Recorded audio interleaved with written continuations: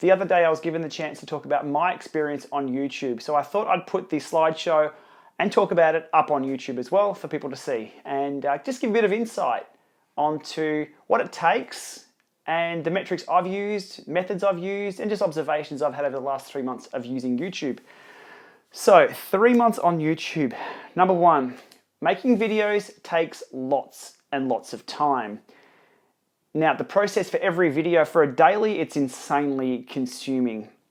You go through ideas, concepts, and planning of each video, the shooting of the video, so taking the footage itself and whatever task you're doing during the day, the consolidation of all that, so audio, visual, finding music, and sometimes if you've got a different mic on as well, syncing the audio together, just putting everything together. Then to the production as well, so gathering the story together, timelines, and I was using initially iMovie until that crashed and wouldn't export anymore with a couple of gig or many gigs. What was it? Probably 300 gigs in its one database. It couldn't handle that. So then I moved over to Final Cut Pro, having to skill up in that area as well in one day to get the next video out. It was another bit of stress there, but hours and hours and hours spent every day, 6 to probably 8 hours on good videos for an 8-minute video. Then the distribution to YouTube. So it's not only the upload, which requires bandwidth, but the metadata that goes with every video. So you've got tags, descriptions, thumbnails, and a ton of other stuff that goes into putting a video up online. You have to carefully craft that to make sure it's in line with your channel or your playlist. And then from that, once your data is up, once your video is up online, you've got to promote it, because without everyone knowing about it, how are they going to watch it? So promotion across channels such as Instagram, Twitter, Facebook, and anywhere else you've got. For Instagram, sometimes you'll do a short of the same movie for the day and then upload that as a bit of a teaser. Again, there's a few good minutes in that. And then one thing I did for value add as well across my 3 months was value add of follow-up. Queries, emails, and comments I would get. I would always interact with the community. If someone had a question, I'd have an answer. If they had a comment, I'd thank them or take their feedback on board, most of the time. Number two, there are a ton of generic how-to YouTube videos out there. There's millions of them. I researched about half of them. They're all pretty much right. There's no shortcuts. You can't choose to go viral. What people need in the YouTube space is a spark to get the initial attention and then have quality videos to sail from there. You can't choose to go viral. It doesn't happen. None of my stuff was sort of fishing for virality. Is that a word? And you can't appeal to everyone, including your own audience. Once you've even got an audience, what they like and what they don't sometimes can be two different things. Or sometimes can be the unknown. I went for a run in Sydney, thumbs down. I went for a skiing holiday, thumbs up. It's mainly a cycling channel. Couldn't work that out. Still interesting though. Content is king. You've heard that many times before. Story is everything. You've got to have a story to tell. That initially came from Bill Gates, and now everyone else is quoting the same thing. And I mean, that just explains itself. You can shoot on a potato. You can shoot with bad audio. You can shoot with bad lighting. All those help, but your story is always the key thing. Providing value at every opportunity. For a lot of my stuff, I didn't pad out any videos. I didn't go out of my way to pad out videos. If I was taking the pedals off the bike, I'd explain what's going on. If I was chopping up fruitcake, I'd explain what's going on and the benefits of that. At the end of every video, I wanted people to be either informed, entertained, or motivated, I guess. I hope so. So that's the aim for those ones there. I think it worked quite well for the 95 videos I put up. And choosing your market. Like with every YouTube how-to video, if you're doing fashion, food, you name it, any market, crushing things with a big hydraulic press, that's just an inquisitive market, I guess, but more as your engineering market. Mine was primarily cycling, virtual cycling, obviously through Zwift, technology, my tech is my background, and a lot of Australiana stuff. That was my market, and there's other people doing the same things. And you'll see in a few slides that I looked sideways. When I started this project 3 months ago, I chose 5 other channels that were doing a very similar thing in the same way. You can produce the same content, but as long as you do it in your own way, I think that's all right. If you go to the newsagents, there's multiple newspapers to buy, there's multiple magazines to buy, there's multiple television shows to watch, there's 3 or 4 news channels to watch. They all present the same thing in a different way. So doing it in your own way and being unique. YouTube is a dark cloud. Now, what do I mean by that? Well, beautiful thing about YouTube, it is a source of income. It can be a source of income if you choose to monetize. So that's a good thing, but it is not your employer. There are no support desk. Well, there's online support, but it's not as if you're working for somebody and you're giving them something and they're buying it off you. You're not a contractor for them. You're not an employee of them. You pretty much hand them your content and hope for the best. There is contracts, but they are next, agree. There's no two-way street. There's no negotiation. You agree to their terms and services, and that's it. Now, we're getting into the dark side. As I said, it's a dark cloud of YouTube. It's take. If you think your music is okay, wait about 2 months and bang, you may be pinged for it. Oh, sorry, no, that's not copyrighted, or that's not copy-free open source music. Somebody's laid claim to that. And to file a dispute, pain in the ass. Next thing, if you think your content is okay, wait, bang, email comes through. An example of this the other week was my how to do a step test video with Dr. Stephen Lane, presenting value there of about, look, if you were to go and do a step test at a lab, it's about $200 to $300, maybe more, $400, $500. We showed people for free how to do it and get similar results, pretty close, or be familiar with the process. So people who would never go for a lab test can actually perform this at home. I thought that was pretty good value, and so did everyone else. It was largely viewed on the channel. It was one of my, it was top 5 content for the channel out of 95 videos, so it was pretty good value. YouTube chose to say that's not worth anything to us. We can't monetize this, and they pulled all funding from that. No recourse. Well, I filed a dispute, haven't heard back. So even when your content is yours, unique, providing value, they can choose to say it doesn't. YouTube is a dark cloud. So more on the monetization side of things. For my channel, I was receiving about 1.7 to 2 cents per viewing hour. If you watch my channel entirely for an hour with all the ads, I would get 2 cents out of that. The advertisers were charged about 4 or 5 cents for that, so I get a small percentage of that. What does that mean in real terms? If you watch my channel for 24 hours non-stop, a whole day, I got 48 cents. Your viewing time is worth a lot more to me than 48 cents. That's how it falls. As saying before, YouTube's a dark cloud with the contracts and things like that. That policy can change at any time. So if they choose to make that half a cent per hour or 0.002 cents per hour, that's what it's going to be, no recourse. So the policy can change at any time on the YouTube side of things, and you're screwed. So like last week, the step test video, I got about $14 from that. All the other videos were getting about $38 to $40 over that period of time they were up. And that one is just nothing for me now. So it's up there. They're collecting your details on that. So I get zero income on those videos, but they're still collecting your data and your view time for that. Purely evil. Okay. Next up was the analytics. I use the analytics quite a lot. My tech background, I was looking at what was working at what time of day, scheduling videos for that, listening to feedback from people, and really optimizing at what time of day those videos went out, which ended up being 7 a.m. for people to catch the train. And there were 2 peaks per day. I can go right into that, but let's not cover that for now. The main one was the dollar analytics as well, to optimize your monetization. That lagged 3 or 4 days behind and was sometimes never accurate. That's very hard to play with. So back on the numbers of the channel itself. Now this is quite positive. I like this. Here's my view chart. Just under 500,000 views in 90 days. That's a lot of eyes. 1.7 million watched minutes. So of 90 days of videos uploading, and the videos were between 5 minutes and 10 minutes, usually probably 6, 7, not big. I wasn't sort of aiming for any sort of particular time frame for the videos. In those few minute videos every day, I had 3.5 years of view time. That was quite phenomenal. I was very impressed with that, about the platform. At the peak, it was 10,000 views a day of my content. There's a few peaks you can see.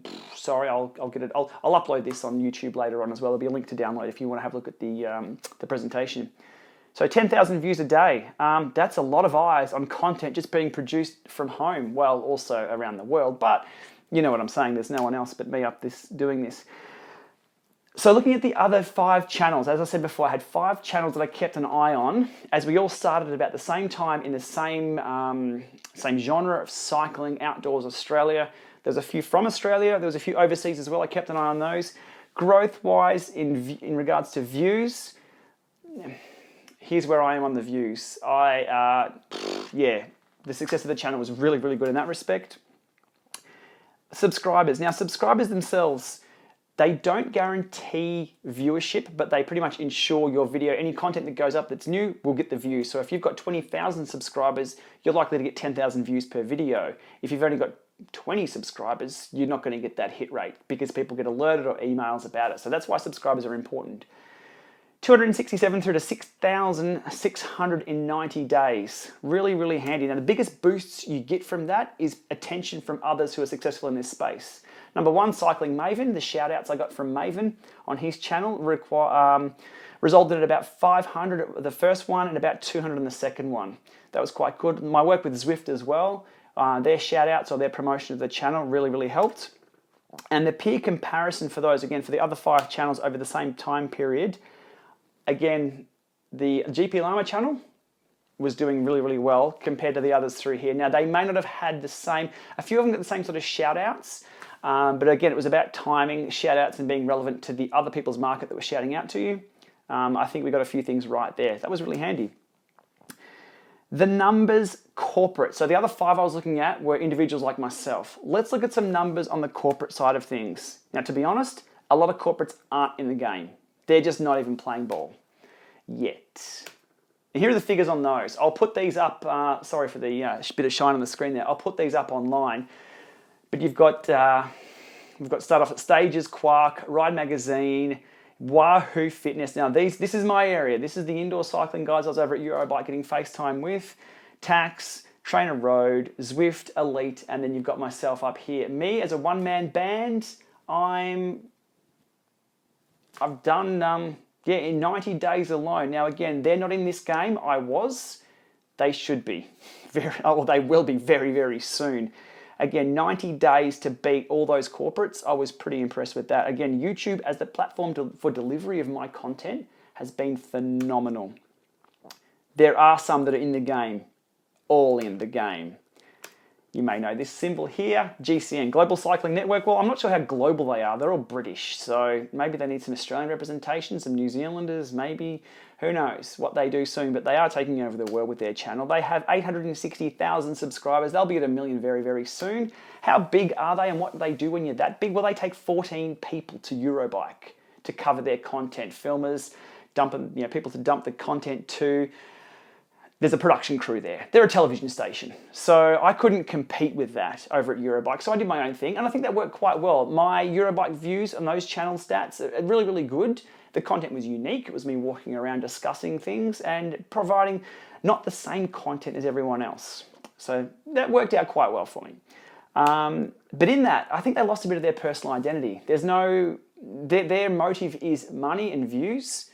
My motive is just to be a contributor to this space and be a contributor to the community that I'm with in indoor cycling, Cycling Australia, and competitive cycling. And I think that's worked quite well. When you're something like this big monster here, they're providing value, no question, but they're not going to do a piss take review of a bike on the top of the Gavia Pass. They're more likely to be paid by Specialized to cover the new bouncy, bouncy handlebars. Anyhow, that's just business. So, was the 3 months on YouTube a success? Well, initial goal-wise, absolutely. My initial goals were to have 1 view per minute, so 60 views per minute. So someone was always watching my content. How far did I exceed that? I got to 48 times that. That was just, it blew me away. As I said, 10,000 views per day. My blog that I've been doing for years, nowhere near that. YouTube, Instagram, Twitter, other platforms just don't even touch anywhere near that level of integration or interaction as well. The reach and growth. Now the reach, mainly Australian, US and UK markets, also into Canada, Germany, throughout Europe. That was double than what I expected. I thought, okay, it'll mostly be Australian and people that I know. The reach was far and wide. Demographic was similar to Zwift. 97% male. So the female side of things needs a lot of work. I think there's a massive, massive room there for a female cycling vlogger to come along and talk about the cycling stuff. and how, I mean, women's cycling is really huge. I'm a big fan of it, probably more so than a lot of guys cycling. So my viewership being 3% females was quite small, but still double than what I expected overall. The video monetization was no success whatsoever. I was looking at plus $1 per day to be sustainable. So first dollar, $1.02 the next day, $3 the next day, $4 the next day. What that equates to, though, once I looked at the figures that I was getting for my channel, happened to be around 50 hours a day more of view time. Now, if you're putting out a 4-minute video, that's a lot of eyes. So I got nowhere near that. What did I actually average monetary-wise over 3 months? $8.80 a day. If you remember back to slide 1, again, I'll put this slide up down for download if you want to have a look at it. The 10-point plan, or whatever it took to actually make a whole video. You saw in slide 1 how much work actually goes into making a video, and $8.80 a day, that was probably around about $1 an hour in doing that. So what now? Well, the channel continues to have around 4,500 to 5,000 views per day. And why is that? It has evergreen and relevant content. So how to take pedals off a bike, that'll stay relevant for a while. How to chop up a fruitcake, that'll stay relevant for a while. How to do a good warm-up, hopefully that lasts a while.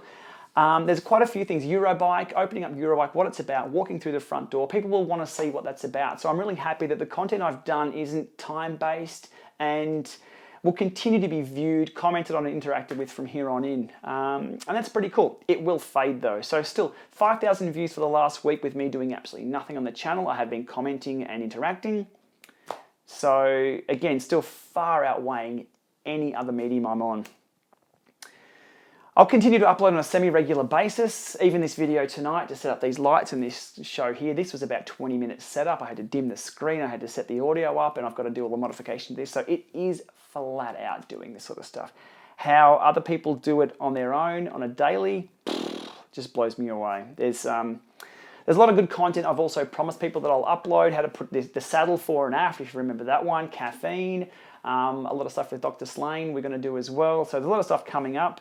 And I want to keep that sort of ticking away, which is, it allows me to contribute.